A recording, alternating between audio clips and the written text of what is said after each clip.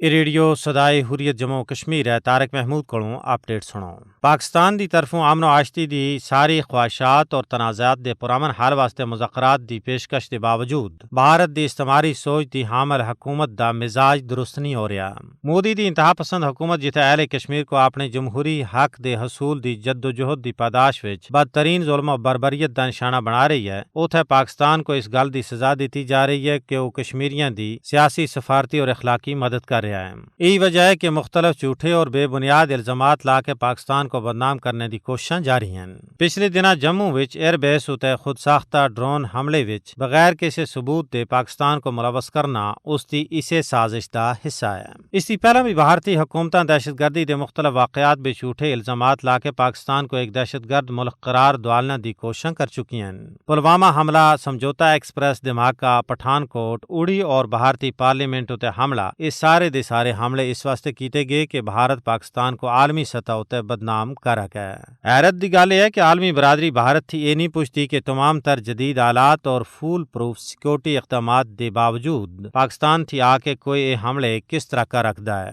جبکہ بھارت دی 10 لاکھ تھی زیادہ فوج ریاست جموں کشمیر بھی جدید اسلحے نال لیس اس تے چپے چپے اتے قابض ہے۔ تازہ ڈرون حملہ اور اس کا الزام پاکستان اتے لینا بذات خود کئی سوالات پیدا کردا ہے کہ اتنی دور تھی کوئی ڈرون کس طرح ایئر بیس تک جا سکتا ہے۔ کل جماعتی حریت کانفرنس دا آخنا ہے کہ مودی دی فرقہ پرست حکومت مقبوضہ جموں کشمیر دے فوجی محاصرے اور کشمیری عوام اتے بدترین ظلم و بربریت دے باوجود کشمیریاں دے جذبہ حریت کو کمزور کرنے وچ ناکام رہی ہے، جبکہ پاکستان سن مقبوضہ علاقے وچ آبادی دے تناسب کو بگاڑنے واسطے مودی حکومت دے غیر قانونی اقدامات کو مؤثر طور اتے اجاگر کیتا ہے۔ بھارت اپنی ناکامی کو چھپانا اور مقبوضہ ریاست جموں کشمیر دی سنگین صورتحال تھی عالمی برادری دی توجہ ہٹانا واسطے پاکستان کو بدنام کرن اور دنیا دی ہمدردیاں حاصل کرنا واسطے جموں وچ نام نہاد ڈرون حملے دا الزام پاکستان اتے لا رہا ہے۔ بھارت دراصل ریاستی دہشت گردی اور منفی قسم دے پروپیگنڈے دا گڑھ بن چکا ہے۔ بھارتی حکومت پاکستان کو